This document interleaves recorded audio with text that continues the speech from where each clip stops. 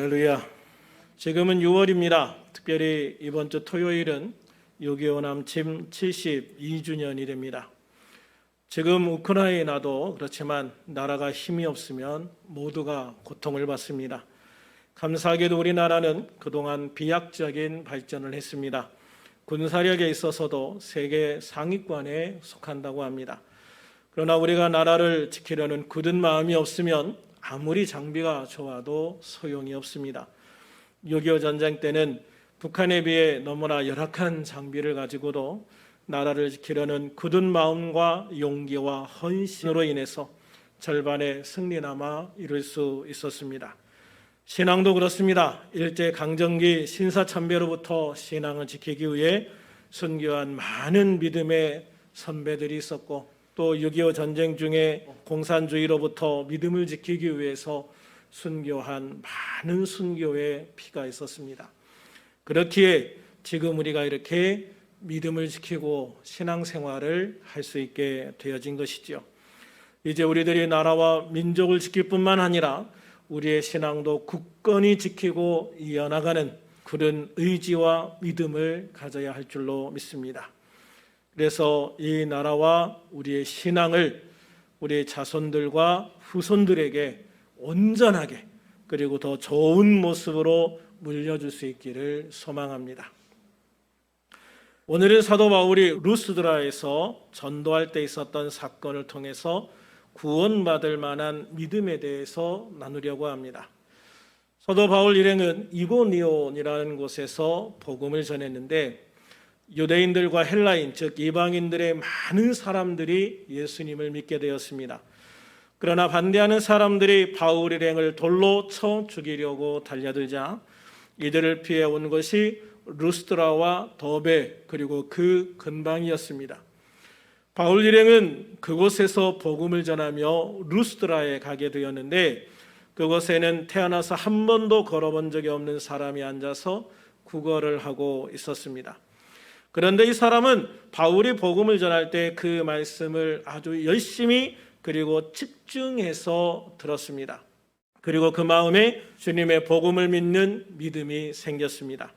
복음을 통해 한 사람의 인생이 완전히 바뀌게 되는 전환점을 맞게 되어진 것입니다. 여기서 우리가 주목해야 될 점은 태어나서 한 번도 걸어본 적이 없던 이 사람이 무엇을 통해 믿음을 갖게 되었는가 하는 것입니다. 무엇을 통해 믿음을 갖게 되었는가? 바로 말씀이었습니다. 복음의 말씀이었던 것입니다. 제가 목회하면서 성도들을 볼 때 교회를 오래 다녔다고 해서 믿음이 좋은 건 아닌 것 같다는 생각을 하게 되었습니다. 믿음은 교회를 오래 다녀서 좋아지는 게 아니라 말씀을 얼마나 잘 들었는가, 그 말씀을 통해서 얼마나 은혜를 받고 변화되어졌는가에 따라 달라지기 때문입니다. 그러므로 믿음에서 제일 중요한 것은 예배 때 말씀을 얼마나 집중해서 잘 듣는가일 것입니다. 따로 성경 공부를 하지 않아도 설교 시간에 말씀만 잘 들어도 믿음은 자라게 되어 있습니다. 여기에 규칙적으로 성경을 읽고 묵상하고 또 성경 공부를 한다면 믿음은 놀랍게 성장할 것입니다. 그래서 로마서 10장 17절 말씀에 믿음은 들음에서 난다고 그랬습니다. 믿음은 들음에서 난다. 그렇습니다. 우리가 주님의 말씀을 들음으로, 예수님의 복음의 말씀을 들음으로, 또는 하나님의 말씀을 들음으로 우리의 믿음이 생기게 되어지고 우리의 믿음이 자라가게 되어지는 겁니다.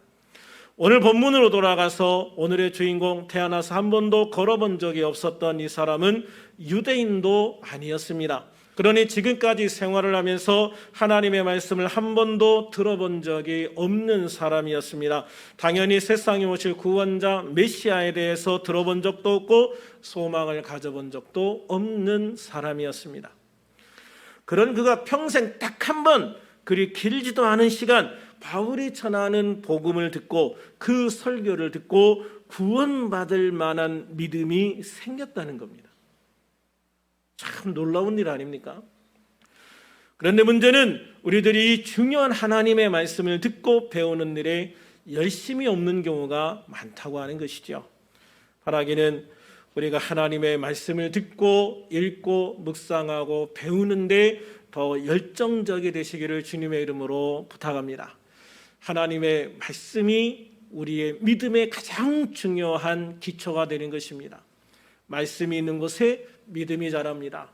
믿음이 자라는 곳에 역사가 있습니다. 그러므로 우리는 항상 하나님의 말씀을 가까이 하고 그 말씀을 통해서 믿음을 갖되 더 성장하는 믿음을 가져야 될 줄로 믿습니다. 이 시점에서 우리가 진지하게 생각해 봐야 될 것이 하나 있습니다. 나는 구원받을 만한 믿음이 있는가? 나는 구원받을 만한 믿음이 있는가입니다. 사도 바울도 그랬지만 하나님이 나를 보실 때 무엇을 보실까요? 하나님께서 나를 보실 때 나의 무엇을 보실까요? 나의 멋진 몸을 보실까요? 내가 얼마나 배워서 어떤 학위를 가지고 있는지를 보실까요? 내가 얼마나 많은 돈을 가지고 있는지, 내 빌딩이 몇 채를 가지고 있는지를 보실까요? 하나님은 나를 보실 때 나의 무엇을 보실까요? 하나님이 나를 보실 때 딱 하나 보실 것, 그것은 바로 믿음입니다. 믿음. 바울이 루스드라에 와서 복음을 전할 때 많은 사람들이 있었습니다. 그곳에는 귀족도 있었을 겁니다. 돈 많은 사업가도 있었을 겁니다. 아주 멋있게 생긴 청년도 있었을 것이고 아주 예쁜 여자들도 있었을 겁니다. 옷을 잘 입은 사람도 있었을 것이고 아주 비싼 장신구를 한 그런 사람도 있었을 겁니다. 일반적으로 사람들은 그런 사람들 중에 누군가를 보게 됩니다. 누구를 보는가에 따라서 그 보는 사람의 마음에 무슨 생각을 하고 있는지, 무엇을 중요하게 생각하고 있는지도 알 수 있습니다. 예를 들어서 목사가 차를 타고 가면 가장 많이 눈에 띄는 게 교회입니다. 길을 가다 보면 많은 것들이 있지만 내가 관심을 가지고 내가 무엇을 주목하는가에 따라서 사실 그 많은 것들 중에 내 눈에 띄는 것이 있다는 것이죠. 그런데 바울은 그 많은 사람들 중에서 누구를 봤습니까? 바로 믿음이 있는 사람을 보았습니다. 믿음이 있는 사람, 그것도 구원받을 만한 믿음이 있는 사람. 그 사람은 어떤 사람입니까? 다리를 쓰지 못하는 사람입니다. 앉아서 구걸하는 사람입니다. 쉽게 말하면 그 중에 수많은 사람들이 있었지만 바울의 눈에 띈 사람, 바울이 보게 된 사람, 바울이 주목하여 보게 된 사람, 그 가운데에서 제일 가난하고 제일 어떻게 보면 볼품없고 약한 사람이었던 겁니다. 그런데 그 사람에게는 뭐가 있었다고요? 구원받을 만한 믿음이 있었다라고 하는 것이죠. 이것은 바울만이 아니라 예수님도 하나님 아버지도 동일할 거라고 생각을 해요. 과연 주님은 나의 무엇을 보실까? 우리의 믿음을 보시는 겁니다. 수많은 사람들이 있지만 그 중에 하나님은 누구를 주목해서 보실까? 믿음이 있는 사람입니다. 결국은 주님은 믿음 있는 사람을 통해서 믿음의 놀라운 역사를 이뤄가기를 원하시기 때문이죠.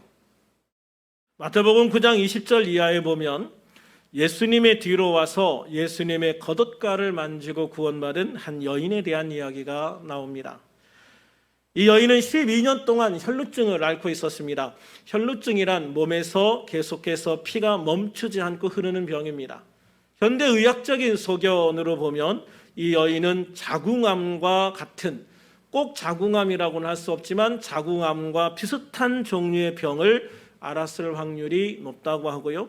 12년 동안이나 고통을 받았다고 하니까 거의 말기였을 거라고 추정을 하고 이 여인의 생명은 얼마 남지 않았을 거라고 추정을 합니다. 마가복음 5장 26절에 보면 이 여인에 대해서 좀 더 정확하게 나오는데요. 이 여인은 이 병으로 인해서 많은 의사에게 괴로움을 받았고 가진 재산도 다 탕진했지만 전혀 효험을 보지 못하고 오히려 병이 더 심해졌다, 흉해졌다라고 말합니다. 그렇게 절망하고 있을 때 한 소문을 듣게 됩니다. 바로 예수님에 대한 소문이었습니다.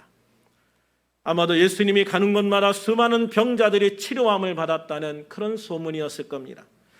이 여인은 이 소문을 듣고, 예수님에 대한 이 소문을 듣고 믿음이 생겼습니다. 어떤 믿음입니까?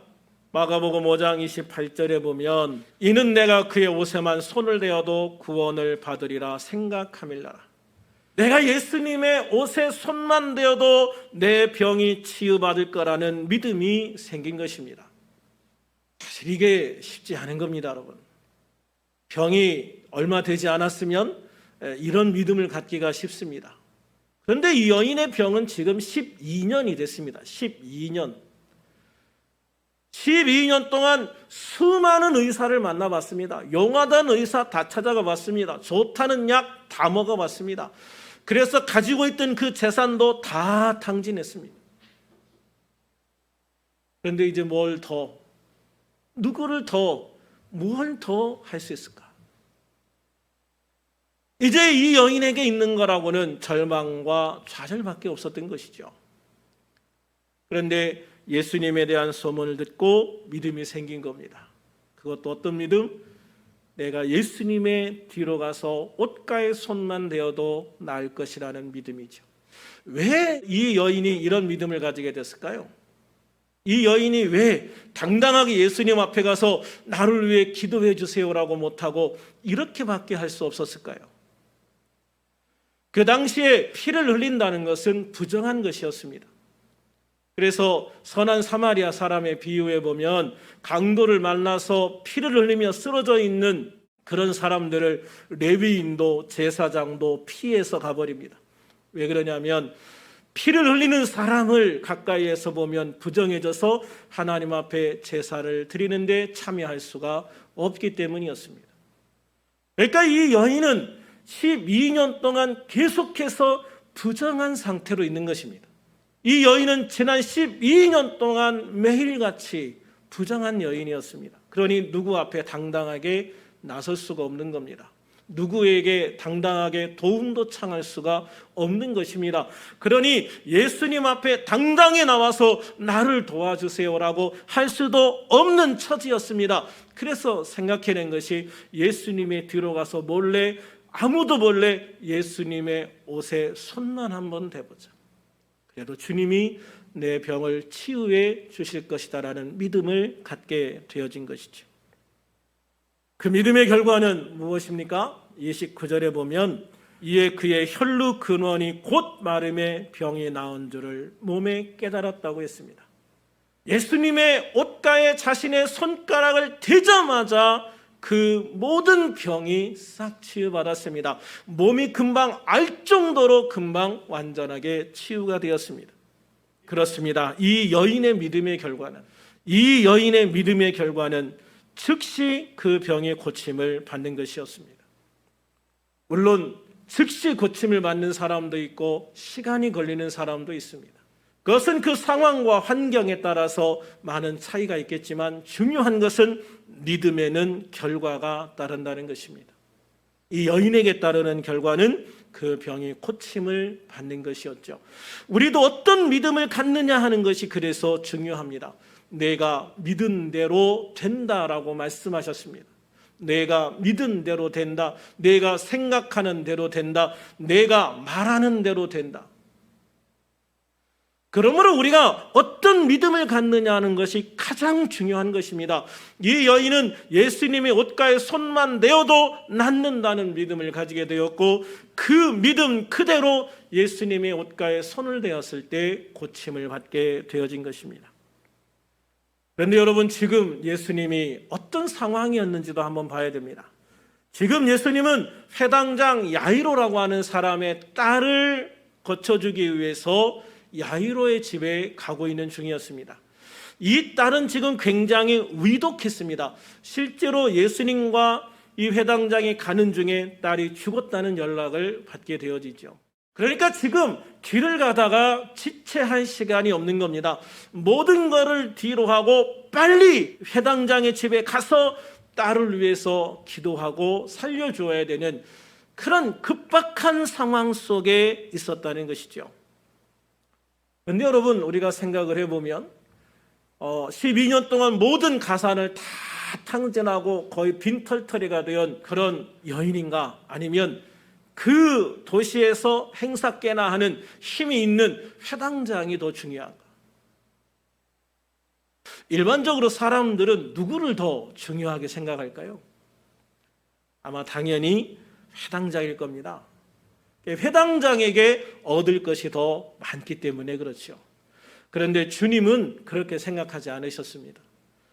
주님은 지금 눈앞에 있는 믿음의 사람이 가장 중요했다는 것이죠. 자신에게 뭔가를 줄 수 있는 사람이 아니라 예수님에게서 무언가를 가져갈 수 있는 믿음의 사람이 예수님에게는 더 중요했다는 것입니다. 여러분, 이거는 우리에게 굉장히 중요한 의미를 갖는 거예요. 그래서 우리가 예수님 앞에 가장 중요한 사람이 되려면 주님 앞에 가장 큰 믿음을 가지고 주님을 통해서 많은 것을 받을 수 있는 사람, 그 믿음을 통해서 많은 것을 주님 앞에 받을 수 있는 사람이 되는 것이 중요합니다. 그래야 우리 주님께서 나를 가장 귀히 여기시는 거예요. 그래야 주님이 나를 위해서 발걸음을 멈추시는 거예요. 그 급박한 상황 속에서 예수님은 이 여인을 보기 위해서 발걸음을 멈추시고 시간을 지체하십니다. 왜 그랬는가? 예수님의 몸에서 능력이 나갔습니다. 병 고치는 능력이 나갔습니다. 예수님은 그거를 느끼셨습니다. 과연 누가 내가 주지도 않은 능력을 내게서 빼어갈 정도로 믿음을 가진 사람이 있는가? 누가 과연 이런 믿음을 가지고 있는가를 보시고 싶으신 거죠. 예수님은 이 여인을 만나서 그의 사정 이야기를 듣고 34절의 마지막으로 이런 말씀을 하십니다. 딸아, 내 믿음이 너를 구원하였으니 평안히 가라. 내 병에서 놓여 건강할지어다. 할렐루야. 그녀의 믿음은 자신의 병을 고침받게 했을 뿐만 아니라 예수님의 발걸음을 멈추게 했습니다. 그리고 예수님으로부터 분명한 치유의 선언을 듣게 되어진 거예요. 여러분, 그냥 지나가면서 예수님께 고침받고 끝난 것과 예수님과 직접 만나서 대화를 나눈 것과는 그의 인생에 엄청나게 다른 결과를 가져왔을 겁니다. 우리 예수님을 이렇게 직접 만나서 예수님과 함께 대화를 나눈다? 그것도 조금 전까지 늘 부정한 여인이어서 다른 사람 앞에 드러내놓고 나설 수도 없었던 이런 여인이 12년 동안 병을 앓으면서 다 죽어가던 이 여인이 병이 나아서 예수님을 직접 만난 겁니다. 예수님과 대화를 나눈 겁니다. 예수님으로부터 축복의 선언을 들은 것입니다. 이 여인의 인생에 이보다 더 좋은 순간, 이보다 더 귀한 순간은 아마 없을 것입니다. 그렇습니다. 예수님은요, 바로 그렇게 믿음의 사람을 위해서 발걸음을 멈추시고 그를 바라보시고 그에게 말씀하시고 그에게 시간을 쓰신다는 것을 믿으시기를 바랍니다. 그러면 우리도 믿음으로 주님의 발걸음을 멈추게 할 수 있는 성도가 되시기를 주님의 이름으로 축원합니다. 무엇을 통해서 이런 믿음을 가지게 되었습니까? 결국 예수님에 대한 소문이었습니다. 예수님이 가는 곳마다 수많은 병자들이 고침받는다는 그 소문, 예수님에 대한 이야기, 예수님에 대한 말씀, 그것을 들음으로 믿음이 생겼던 것이죠. 그러므로 우리들도 주님의 말씀을 통해서 믿음을 가져야 될 줄로 믿습니다. 믿음을 가지되 에베소서 4장 13절 말씀처럼 우리가 다 하나님의 아들을 믿는 것과 아는 일에 하나가 되어 온전한 사람을 이루어 그리스도의 장성한 분량이 충만한 데까지 이르는 그런 성장하는 믿음을 가진 우리들이 될 수 있기를 주님의 이름으로 축원합니다. 사도 바울이 자신이 전하는 복음에 귀를 기울이는 이 걷지 못하는 사람에게서 구원받을 만한 믿음을 보았다라고 했습니다. 그러면 바울이 이 사람을 주목하게 된 구원받을 만한 믿음은 어떤 믿음인가? 먼저 이 사람이 바울의 설교를 들으면서 자신의 마비된 하반신을 치유할 수 있다는 믿음이 생겼을 것입니다. 치유의 믿음입니다. 아마도 바울은 복음을 전하는 설교를 하면서 예수님을 통해 수많은 병자들이 치유받았다는 것을 이야기했을 겁니다. 그리고 예수님 이후의 사도들이나 집사들을 통해서도 이 놀라운 기적과 표적들이 나타났음을 이야기했을 겁니다. 이런 말씀을 듣더니 걷지 못하는 사람은 나도 예수님을 통해 이 다리를 치료할 수 있다. 나도 저 예수님을 통해서 일어날 수 있다. 나도 치유받을 수 있다라는 믿음이 생기기 시작한 것입니다. 그야말로 치유의 믿음을 가지게 되어진 것이죠. 이 사람은 막연하게 자신의 몸이 치유받을 수 있다고 생각한 것이 아니라 말씀을 통해서 예수님과 사도들이 행한 기적과 표적에 대해 들음으로써 구체적인 확실한 믿음이 생겼다는 것입니다. 그리고 이 말씀을 듣는 중에 그 믿음은 더욱 분명한 믿음이 되어갔습니다. 그래서 우리는 말씀을 계속해서 들어가면서 우리의 믿음이 더 확실해지고 더 견고해지고 더 커져가야 되는 것을 믿으시기를 바랍니다. 그래서 우리는 늘 말씀을 듣는 것이 중요하고 말씀을 보는 것이 중요합니다. 그렇게 자신의 몸을 치유받을 수 있다는 믿음을 가지게 되었을 때 아마도 이 사람의 눈빛부터 바뀌었을 겁니다.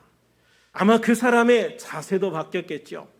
처음에는 이렇게 기대고 있다가 바울의 말씀을 들으면서 믿음이 생길수록 바울을 향해 몸이 기울어졌을 겁니다. 아마 나중에는 온 몸이 바울 쪽으로 기울어져서 바울을 쳐다보는 그 눈이 얼마나 믿음으로 초롱초롱 빛나는 눈이었겠습니까? 그러니 바울이 그 사람을 보면서 즉시로 이 사람에게 구원받을 만한 믿음이 생겼구나라는 것을 알게 되었던 것이죠. 우리가 늘 말씀을 통해서 이런 구원받을 만한 믿음을 가지게 되시기를 주님의 이름으로 축원합니다. 그래서 이 믿음을 통해서 우리의 모든 문제와 질병과 환경들이 치유받고 또 우리의 모든 방해물들이 무너지고 하나님의 은혜로 하나님의 축복으로만 가득 차는 우리들이 될 수 있기를 주님의 이름으로 축원합니다. 두 번째로 자기 영혼을 구원받을 만한 믿음이 생겼다는 것이죠. 바울의 설교는 단지 예수님을 통해 치유받는 사람들에 대해 이야기하는 것으로 그치지 않았을 겁니다. 예수님은 사람들이 모였을 때 치유를 하시면서 그 이후에 말씀을 전하시고 때로는 말씀을 전하신 다음에 사람들을 치유하셨습니다. 왜 예수님의 사역에 있어서 치유 사역이 중요했는가? 결국은 예수님께서 하나님이심을, 하나님의 아들 메시아이심을 사람들에게 보여주는 행위였고 또 그 사람들에게 믿음을 주고 마음을 열게 하는 가장 중요한 수단이었기 때문입니다. 그러나 예수님은 사람들의 병을 고치는 것만으로 끝나지 않았습니다. 반드시 그 전후에 주님의 생명의 복음을 전했던 것을 믿으시기를 바랍니다. 아마 바울도 똑같았을 겁니다. 처음에는 이런 치유에 대한 이야기를 하다가 점점 이제는 이 생명의 복음에 대해서 이야기를 했을 것입니다. 예수님이 하나님의 아들이시고 우리를 구원하실 메시아이심을 선포했을 겁니다.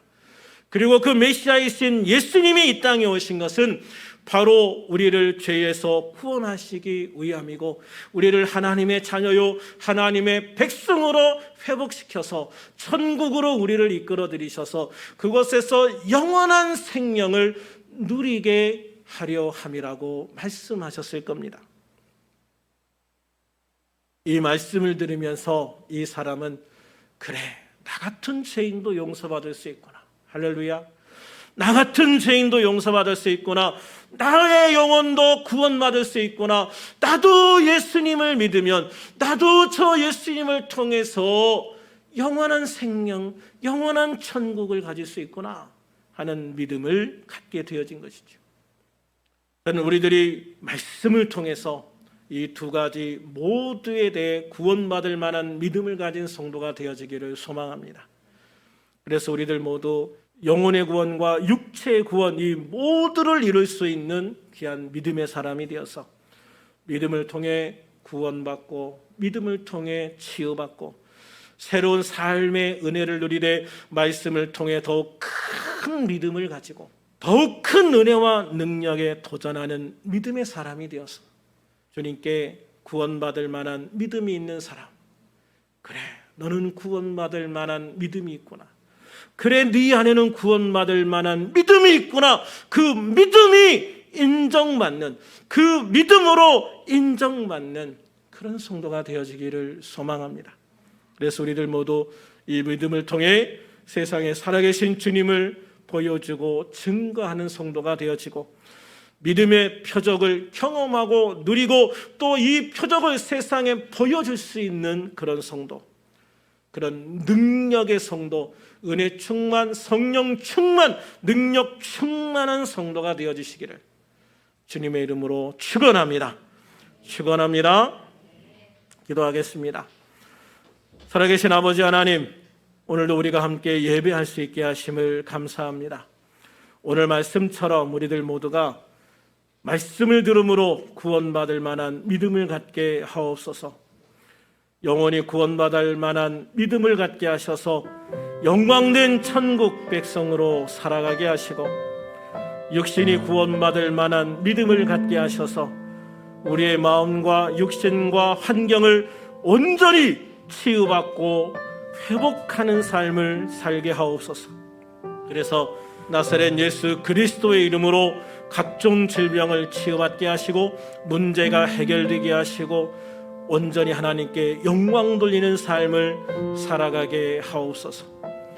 우리 지체들 가운데 특별히 함은당 권사님의 담담과 그 모든 염증을 치유하여 주시고 완치시켜 주실 줄로 믿습니다.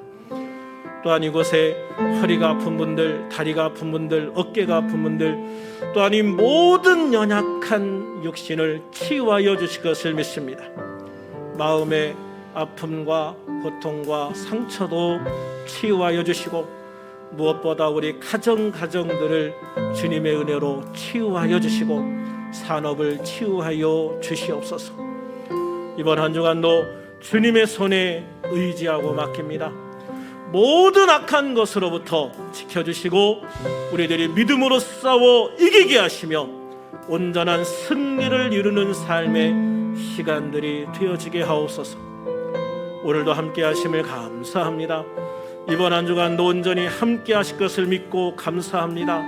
이번 한 주간도 온전히 인도하시고 건지시고 구원하실 것을 믿고 감사합니다. 주님, 우리의 모든 삶에 온전한 감사로 채워지는 이 한 주간이 되어지게 하옵소서. 오늘도 주님의 은혜 감사하오며 예수님의 이름으로 기도하옵나이다. 아멘.